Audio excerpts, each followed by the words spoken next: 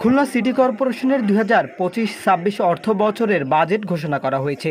এবার বাজেটের লক্ষ্যমাত্রা নির্ধারণ করা হয়েছে 719,50,36,36,000 টাকা।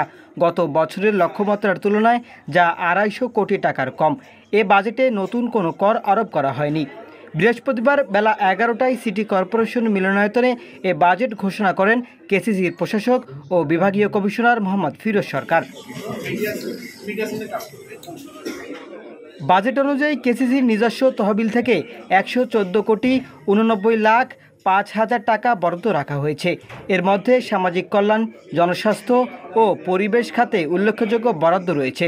উন্নয়ন প্রকল্প হিসেবে 133,18,63,000 টাকা বরাদ্দ রাখা হয়েছে। বাজেট ঘোষণাকালে বাজেটের মূল বৈশিষ্ট্যগুলো তুলে ধরে প্রশাসক বলেন, বাজেটে এবারও নতুন কোনো কর আরোপ করা হয়নি।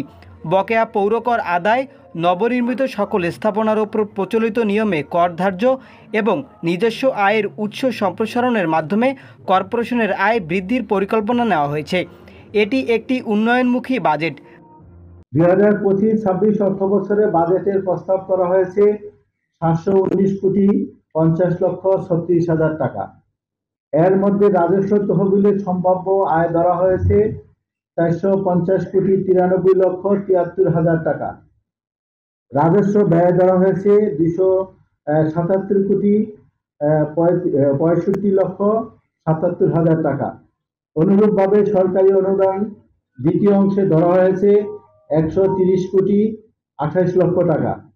2024 অর্থ বছরের তুলনায় 2025-26 অর্থ বছরে বরাদ্দ কম হওয়ার কারণ ক্ষতিগ্রস্ত রাস্তা উন্নয়ন 600 কোটি টাকা যেটা প্রকল্পটি ছিল, এটা 2025 সালের জুনে শেষ হয়েছে।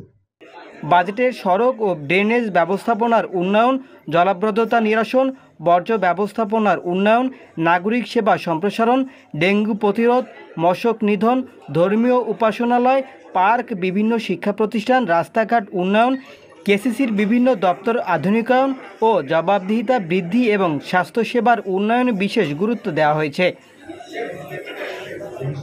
একই সাথে বাজেটের আগস্ট 2024 ও তার পূর্বের শহীদদের স্মরণে স্মৃতিসৌধ নির্মাণের পরিকল্পনা রয়েছে। বাজেট অনুষ্ঠানে সভাপতিত্ব করেন কেসিসির প্রধান নির্বাহী কর্মকর্তা শরীফ আসিফ রহমান। এ সময় রাজনৈতিক নেতৃবৃন্দ, সুশীল সমাজের প্রতিনিধি, ব্যবসায়ী নেতৃবৃন্দ, সরকারি কর্মকর্তা, কেসিসির ঊর্ধ্বতর কর্মকর্তা এবং গণমাধ্যম কর্মীরা উপস্থিত ছিলেন।